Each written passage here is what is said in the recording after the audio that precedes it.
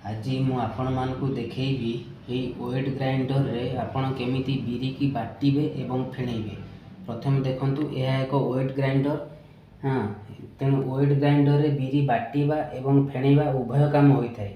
जदि आपण एथिरे बिरी बाटिबा एवं फेणैबा को चाहुचंती तेबे एई वेट ग्राइंडर भितर थिबा एई चक्की रे जो चेन लागिची एई होल चेन टिके छाड़ीकिरी सेकेंड रे आपण लगांतु।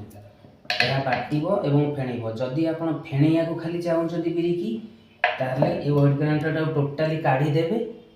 ए प्लास्टिक आपणकर केवल रहिबो आधारे बिरी देले से फेणै हेबो।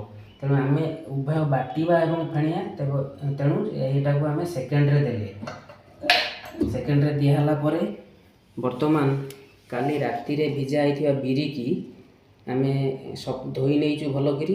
आपण जेतले बिरी टिके वेट ग्राइंडर रे पकाइबे एथिरे टिके पानी अंश रहिया दरकार। पूरा छाणीगिरी पकेइबेनी, सुखा पकेइबेनी। तेणु एथे टिके पानी अंश रहिबो। देखंतु पानी अंश भौजी केमिति एई टाइप रो पानी अंश रहिबो। मु पकेइली देखंतु पूरा पानिया करिबेनी, टिके पानी अंश रहिले हमर ग्राइंडर टा मुविंग करिया भल हो। कारण बिरीटा जेहेतु अठाळिया आपणकर मुविंग करने असुविधा हे जदि आप पूरा सुखा करदेवे। तेणु पानी अंश टिके रखिए। आम ए ग्राइंडर स्टार्ट करिया पूर्व आउ गोटे भी कथा कहूँ, ये जो प्लास्टिकटा आपणकर अच्छी एटा पूरा सीधा रखिएनि। टिके आपण लेफ्ट साइड को एंगल करी रखिए, गोटे आंगुली एंगल करी रखिए। रखिला फल आप मूवमेंट करिया भल हम फेणी हम।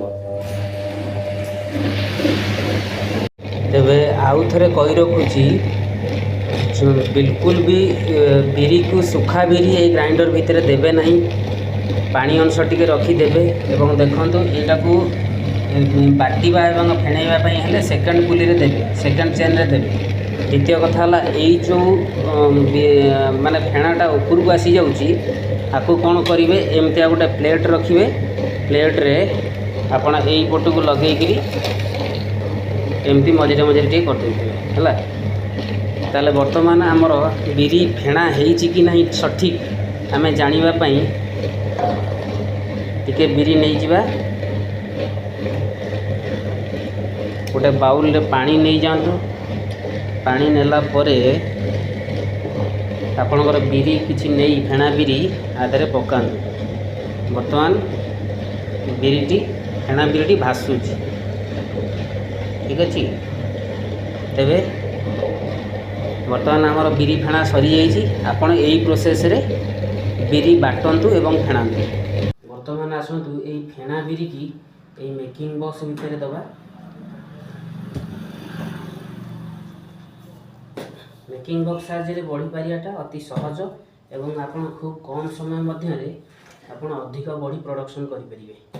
जो मैंने स्वयं सहायक दल, महिला स्वयं सहायक दल से माने भी एथिरो लाभ उठाई पारिबे।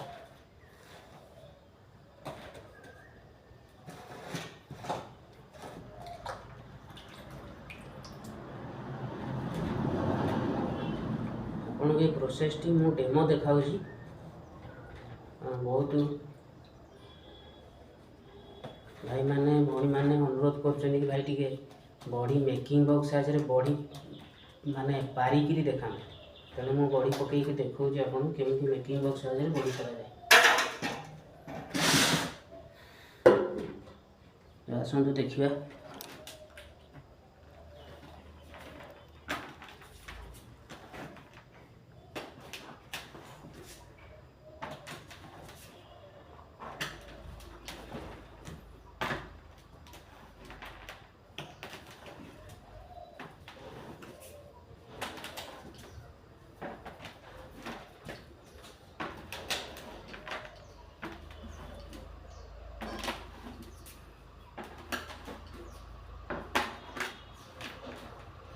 एटा गला आपनकर बॉडी मेकिंग बॉक्स साइज रे हम बॉडी पारिक डेमोटा देखिए।